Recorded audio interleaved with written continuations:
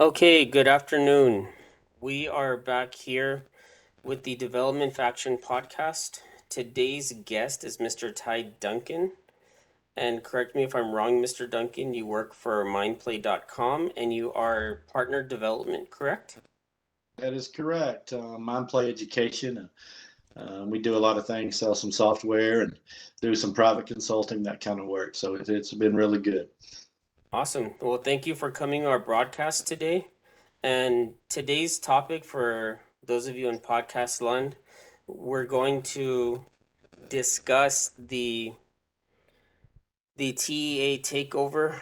Correct me if I'm wrong, Mr. Duncan, but the TEA takeover of Houston ISD. The first question is, because I tried to reverse engineer these questions, is how in the hell do we get here? Well, I think, I, I mean, if you want to go way back in time, we could go back to House Bill 72 when I was in junior high, and I'm going to guess you weren't even born. So, yeah, we could take this way, way, way back. The beginning of sanctions, the beginning of schools being really held accountable for the first time, and all the politics that really go with that. But I don't know that a lot of people totally understand, but the federal government has their own sanctions for schools that are low performing, and the state government has their sanctions for schools that are low performing. And sometimes those sanctions are not congruent with each other. Sometimes the state works hard to make sure they are, but they're not always. So just to make sure everyone understands that there's really two punitive lists that come along with it. If you take federal money, Houston ISD does. But if you want to get real specific, it goes back to 1842, House Bill 1842, which was passed in 2015,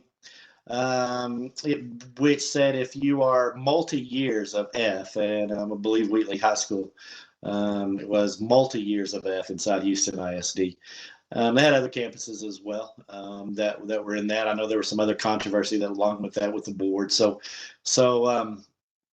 the most interesting thing about this is all of this was done in 2019 pre-COVID. And the legislation then, Houston then filed an injunction. And through 2 years through the court system, we're finally, I guess, able to take it over and do that. So this legislation is really 1842, 2015. Sadly, many of those board members that were a part of the low performing issues that came about in 2019 aren't there anymore. The administrators aren't there anymore, and that's what's causing much of the conflict, newsworthy conflict right now. So that's kind of how we got here. I just think that it's very depressing when, and I was even taking a look at Governor Abbott's comments really closely, and I think he wasn't caught off guard, but it's almost like a moral disgust that that they failed the children, they failed the students in Houston ISD, and you're right, none of the board members or none of the administrators are there, and someone else is gonna have to pay for it. So it also goes to my litany. What does a TA takeover mean for Houston ISD, given the reports that they want to replace the board, the superintendent? They've already announced their plans, but in terms of a holistic appearance, what does it mean for Houston ISD in terms of the repercussions? What's coming down the pipe? Well, I think one thing, if you look at precedent, you need to look at campuses that they've already done that to. And if you take a look at Marlin ISD, they were replaced with a board of managers. Shepherd ISD was replaced with a board of managers. And just full disclosure, Jason Hewitt at Shepherd ISD has made one of the most remarkable turnarounds I've ever seen in 25 years of looking at school accountability really closely.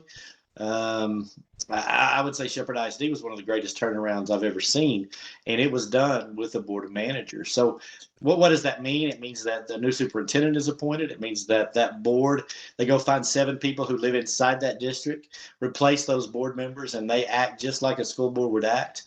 They have full governing authority, so they can still make policies. They can They can do all of those things that come along with being a school board.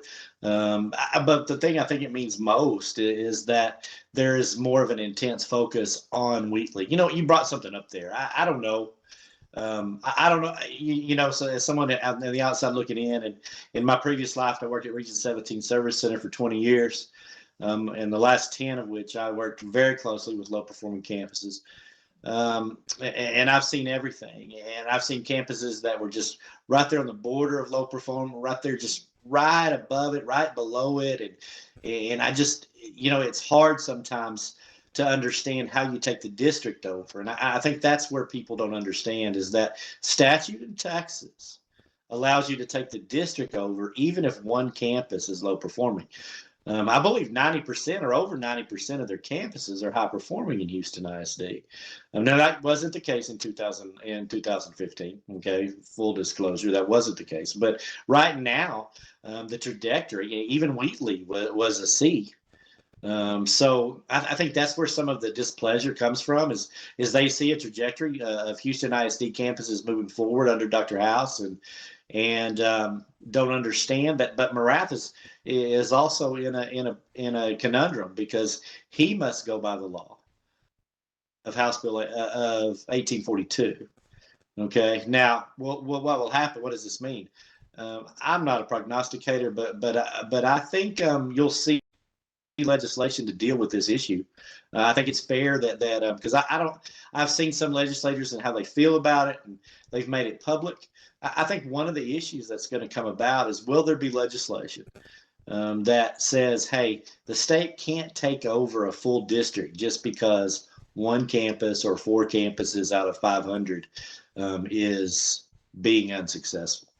I think that's the perception of unfairness, and maybe that's where the law that people don't understand.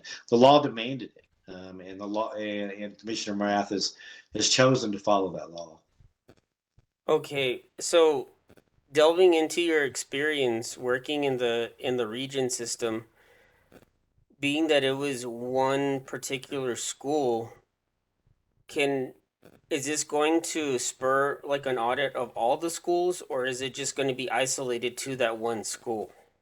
I think reform efforts are largely now. Here's the other thing on the federal side, dollars come along with punitive labels. Okay, all right. So, and when you get a punitive label, you get some money. You get some federal money that comes along with ESSA. So, um, though that money can only be spent on on the campus that is low performing and its feeder pattern. A certain percentage of money can be spent on the feeder pattern as well. So, do I think that there will be an intense focus on that Wheatley feeder pattern? I do. I look today, 94% of the kids in Wheatley are economically disadvantaged. Mm. Okay, and I would bet that that's numbers closer to 100. Just based on clerical errors and paperwork or whatever. So I think I think they have the work cut out for them. But I think here's what I would say: Houston has to address the feeder pattern Mm. because the kids coming into Wheatley have to be prepared and they have to be literate.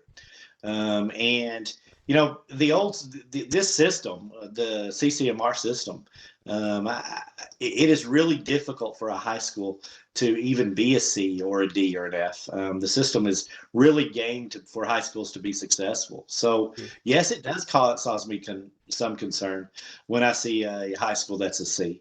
It tells me that your graduation rate really isn't what it is, and the graduation rate isn't. So, what are Mm. they going to have to do moving forward?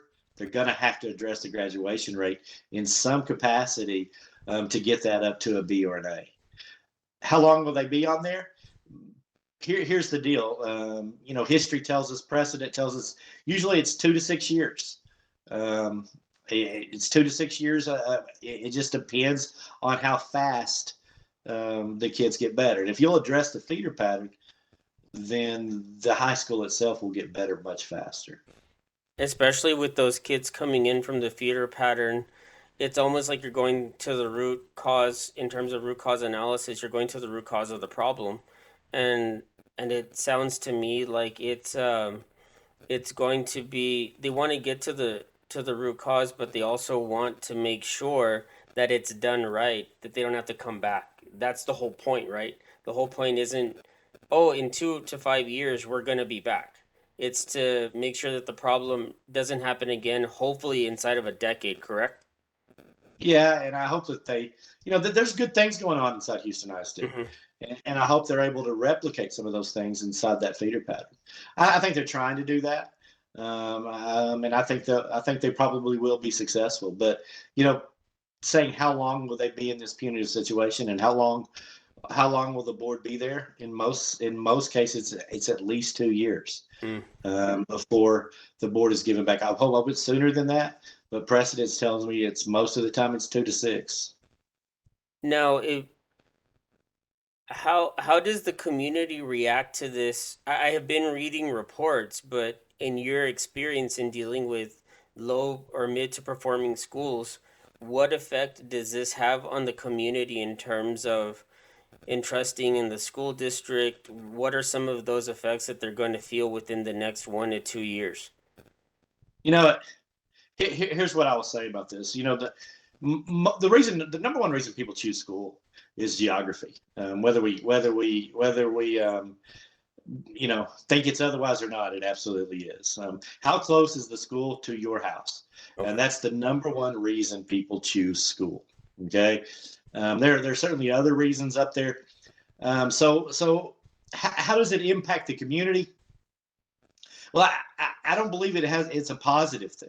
It's been my experience when campuses get labeled an F or even a D, that the community, there is some talk in the community. There is some discussion. Okay, I've always encouraged superintendents to deal with it proactively, to make sure that they're on top of on it and let the community know. But I was looking around the web today and I saw parents protesting. I saw parents protesting on both sides. Hey, our kids need better. But I also saw parents protesting on, hey, this takeover is ridiculous, and how can we do that? Um, it's interesting to me, the bipartisan nature of this, because Dutton, who is the Senator, Chairman Dutton of House Public Ed, a Democrat, and Governor Abbott, a Republican, they both tend to agree on the issue. So I'm not totally sure that you can even draw this takeover on partisan lines. Now, I get the politics that are there, the voucher system in Texas. In fact, there was a voucher rally today Mm-hmm. that Governor Abbott attended, and some are trying to link that to saying, well, he took Houston over to show how bad public schools are. I don't know that he could have predicted the timing of that, as this has been in the courts for 2 years, so 3 years actually. So it's been in the courts a very long time. So him being able to predict it now, do I think and perceive that some will use it as a political weapon? I would expect that happens. We'll kind of see how it goes and see what the rhetoric is around it. But yeah, I don't. It's been my experience that communities don't always. They don't always really love that idea of having an F. And the faster you can work to get out of that and publicize it and show people you're doing better, the better off you are. Yeah, I tend to agree because the first thing I was looking at it from an outsider's point of view is this partisan, and it's clear that it wasn't. And second of all, I don't think that Governor Abbott or any great politician regarding timing could have had that good of a time in terms of the issue and everything. And it has divided the community. And also, in terms of how you were saying that it's going to be within 2 years where you start to see the investigations, the audits, the improvement, what is the end game in terms for, we know that it's improvement, but what does that look like? What does the end game look like when this is wrapped up? Well, they're going to have to be a C or better 2 years in a row. And the problem is last year we gave no rating. So technically. I mean, we know what the rating was, but you're going to have to be a C 2 years in a row to get off of that punitive list. Now, do I believe that that's incredibly difficult? But I don't. But here's the problem. CCMR standards are changing. We're going to have a new accountability system in 2023, and that accountability system is going to be a little bit more difficult, a little bit more punitive to high schools. The old system was I served on the Accountability Technical Advisory Committee. I Mm-hmm. full disclosure, and I will tell you that the system was very, very easy for high schools and districts. I'm not going to say that it wasn't. There's a large disconnect, and I think Commissioner Morath has stated that publicly, and I think they've made a commitment to making district and high school ratings a little bit more reflective of other campus ratings as a whole. So I think you'll see that. Um, so I think the end game of TEA is to make sure that the kids get a good deal. Man, Commissioner Morath, one way or another, I know him a little bit and have the ability to speak in front of him before. I'm going to say this about him: you can disagree with his positions, but I would never disagree with a man in regards to his beliefs about every kid can learn, and his position that we need to do what's best for the kids of Texas, because he's very genuine about that. You want to disagree with his tactics and the way that he goes about it, we can certainly have an honest discussion about that. But I do believe that Commissioner Morath generally wants what's best for those kids in that feeder pattern in Houston, and is doing what he thinks is best. So what's the end game? I think the end game is kids getting a good deal, making sure kids are literate, making sure that they're ready when they graduate. Yeah, and I would hope that no matter if you're the commissioner, the teachers, the new admin that's coming in, that it's all about the children at the end of the day and those positive student outcomes. Because I would hate for this for that community, that school district, to go through so much not upheaval but change, and then at the end of it, outside the 2 to 3 years, however long it lasts, that they go back. And TEA has to go back and do this all over again. And I think that would be, it wouldn't be retribution, but I think it would be an interesting concept to look at, that TEA had to go back and redo what Houston ISD was supposed to do. And I don't want that. And I don't think anyone wants that outcome for the children, I mean, for the students, for the community, parents, anyone. Please correct me if I'm wrong, but I would hope that No, I don't those would either. be some goals. Yeah, Shepard and Marlin are great examples of what can happen. Mm-hmm. Now, there are other places that have taken much longer than that. Marlin took a little bit longer than I think TEA would have wanted, but Shepard hasn't really. Dr. Hewitt there has done a great job. So I will say this: it really depends on leadership. The gentleman in Marlin now has done great work. So how fast these campuses and districts recover is largely a product of how fast the leadership and the quality of leadership that comes along with it. All right. Well, thank you, Mr. Duncan, for coming on the Appreciate podcast appreciate today. your time. Thank you for your time. Thank you for your efforts, and we hope to have you on in the near future. I do. I've looked at Anytime. your Twitter feeds and everything. They're very informative, and Mindplay, I think, is going to be a definite bullet that we're going to need here in education to make sure that our kids are literate, not only at the elementary and the middle school levels, but I don't know what you have in R&D, but hopefully at the high school levels as well. Yeah, we're in high schools already, so we're one of the only programs with a K through 12 lifestyle. So we have lots of successful high school implementations. We actually have lots of adult implementations as well. So we're K through 13 product. So it's great stuff, and I appreciate your time. And you have a great evening. And anytime you want me to join you, you let me know. Thank you so much, sir. Thank you for your time and effort, and I do appreciate it. Well, All right, thanks.